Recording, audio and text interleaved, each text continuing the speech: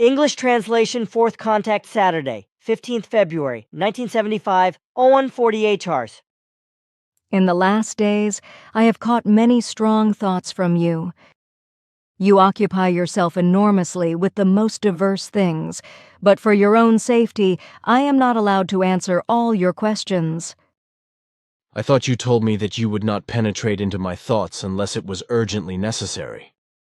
Sure, I also did not penetrate into your thoughts, but nevertheless you directed yours so intensively towards me that I just had to catch them. You have a phenomenal power of thinking that only very few human beings have already as a characteristic to them.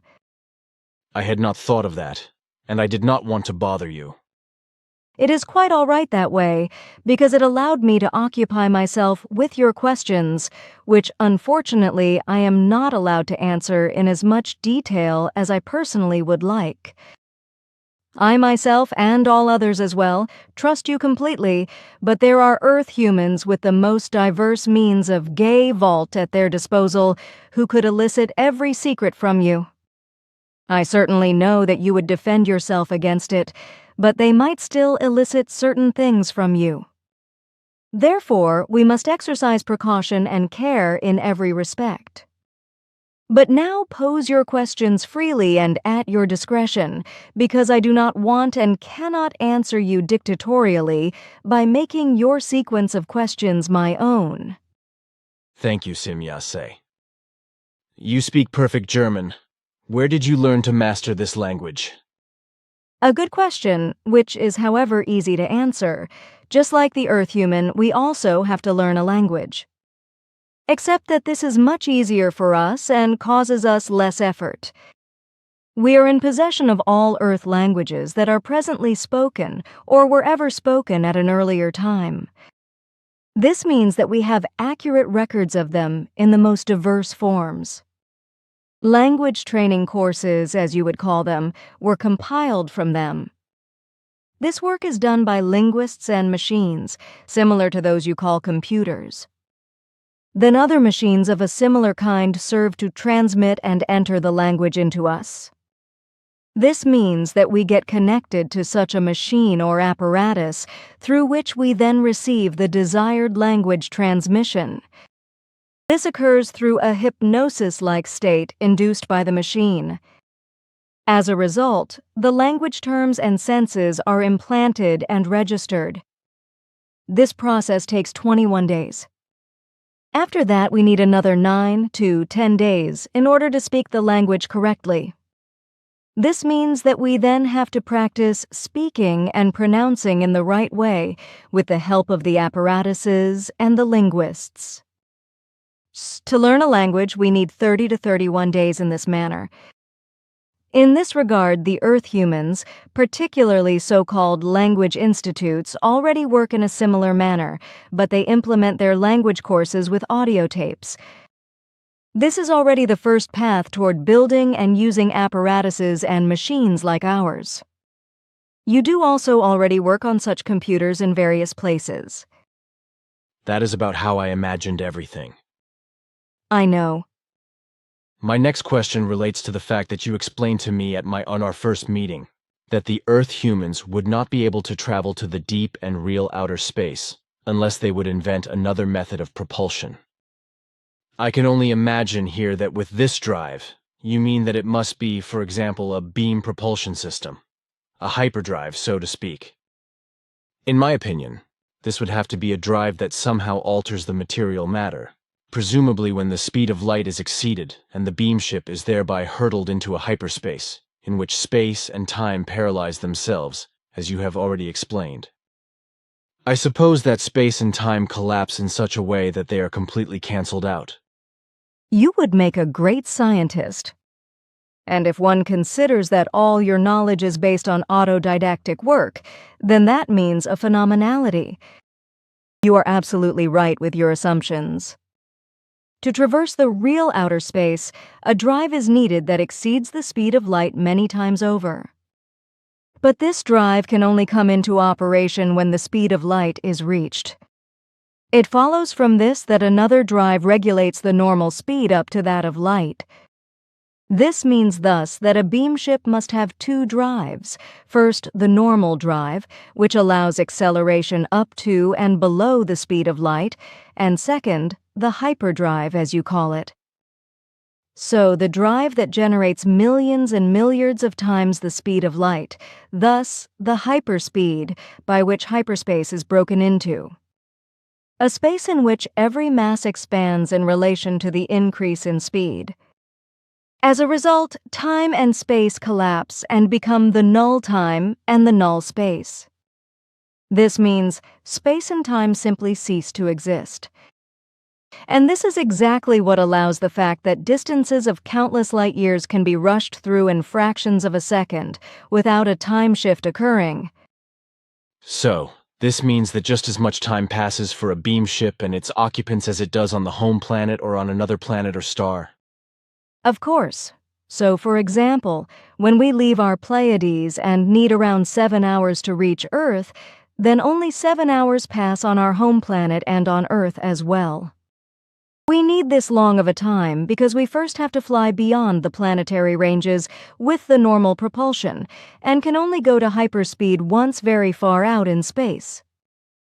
We then also come back from hyperspace far outside of your solar system and fly here with the normal drive.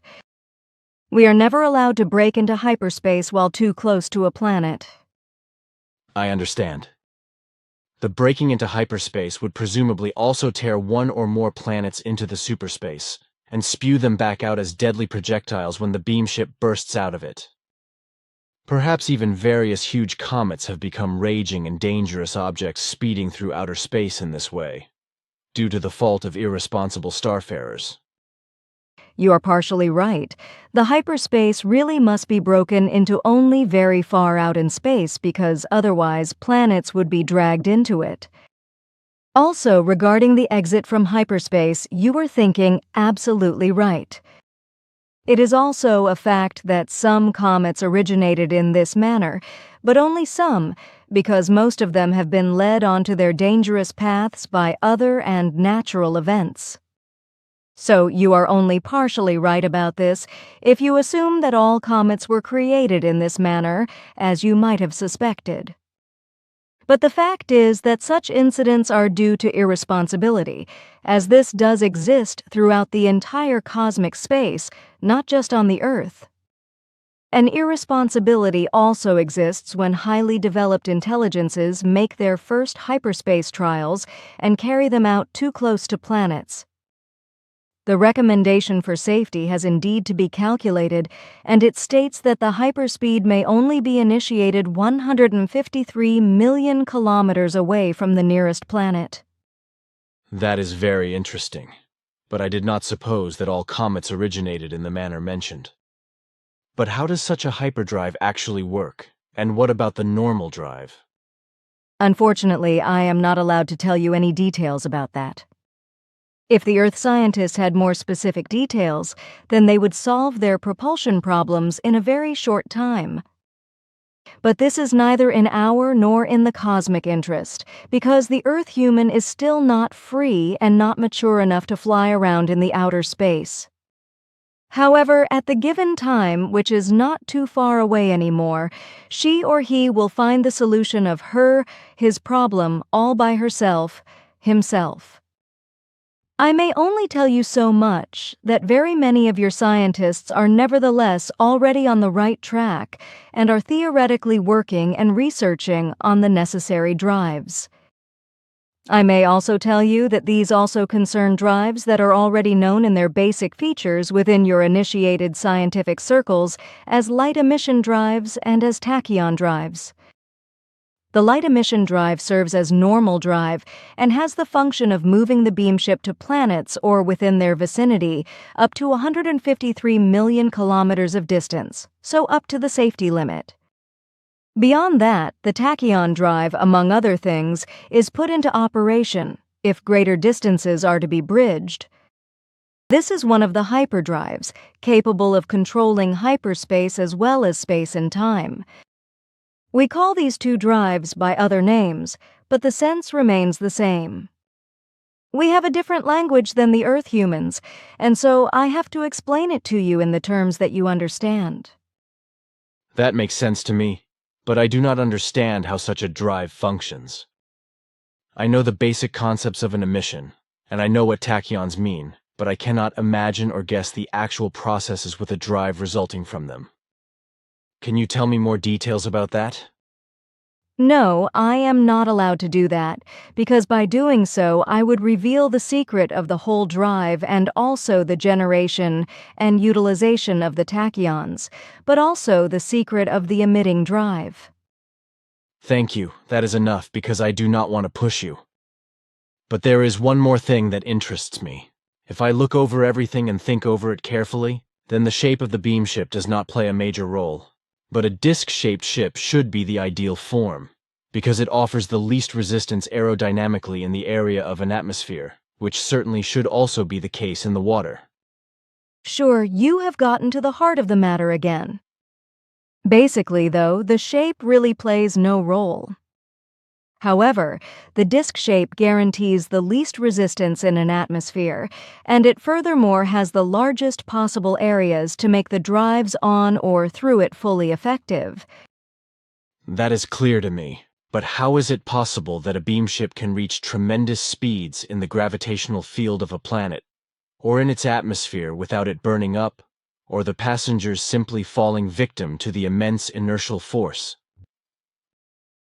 That is very easy to explain and is also not a secret anymore to the Earth humans, at least not to the scientists. The beam ship is surrounded by a radiation protection belt, which allows every waft of air to be diverted immediately without displacing it. Exactly the same thing also happens in the outer space, which is only teeming with inconspicuous minute particles. Thus, this radiation protection shield has the function of protecting the beam ship against all external influences and resistances, without destroying or displacing anything that collides with the shield. All things intruding or offering resistance simply get deflected without causing a displacement. A displacement would in fact already mean resistance and lift the possibility of the unlimited speed.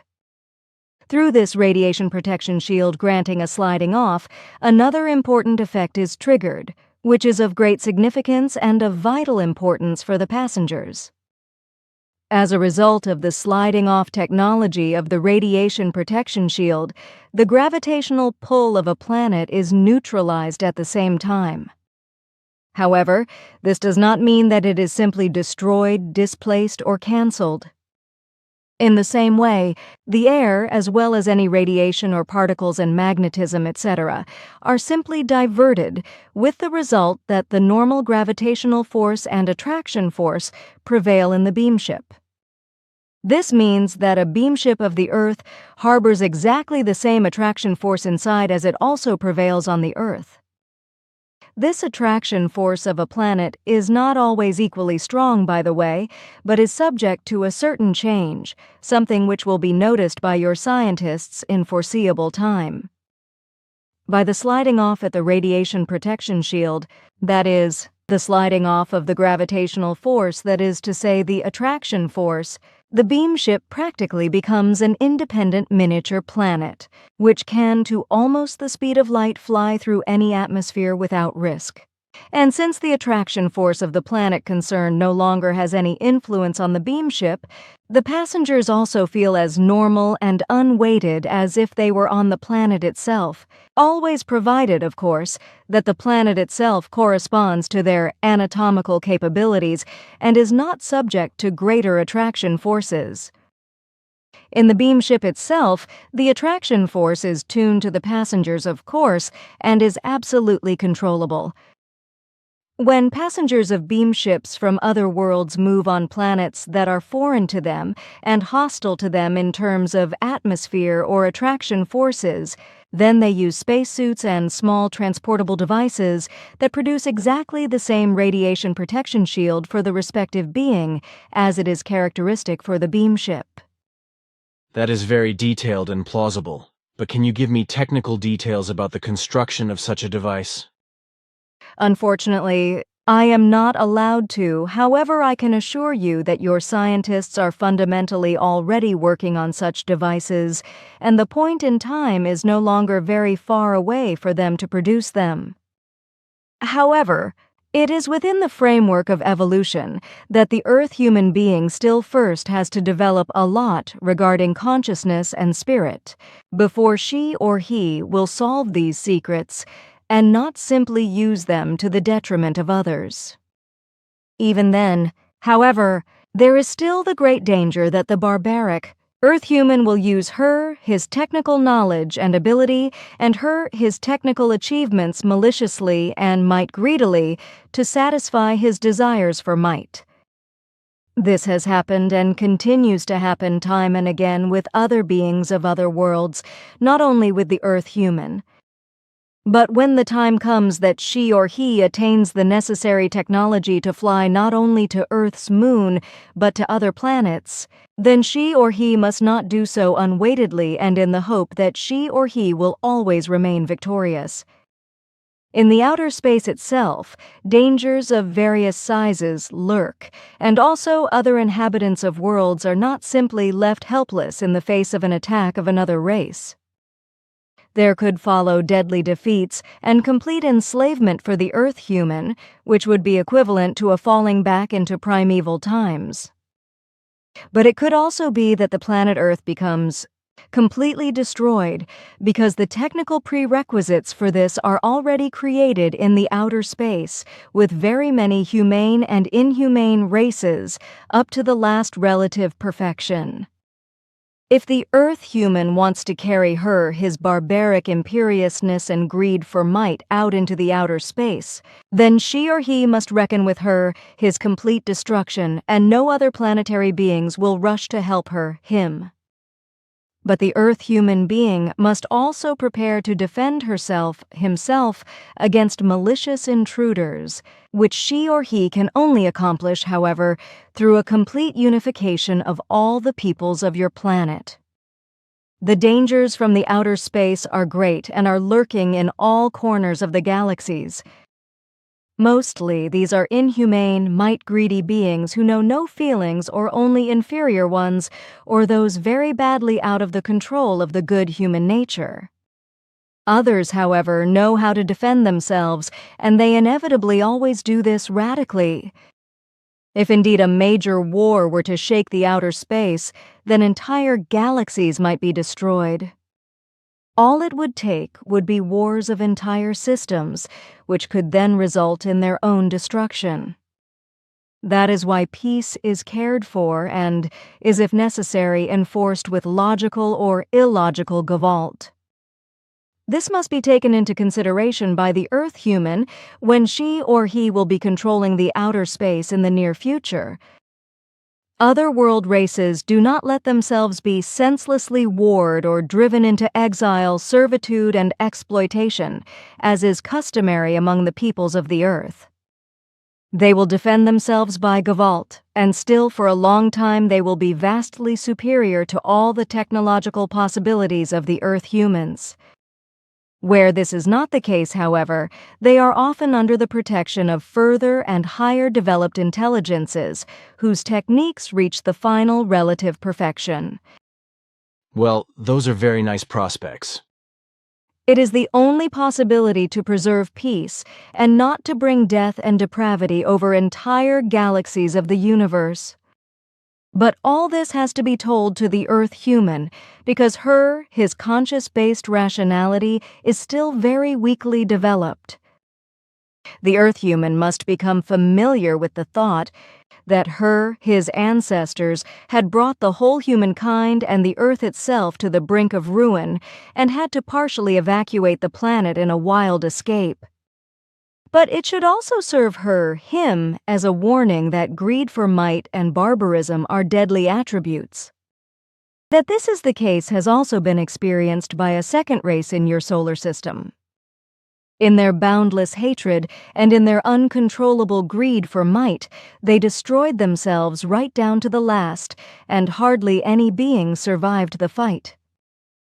and they annihilated and destroyed their own planet in a tremendous explosion, and nothing remained of it but many thousands of asteroids that still orbit your sun today, as a memorial to the deadly irrationality of human beings. Remnants of the once splendidly blooming planet Malona, which its inhabitants destroyed in their barbaric greed for might and irrationality. Girl, that is very interesting. Do you know any more such things? Certainly, but that must be enough for today. Next time you shall learn more.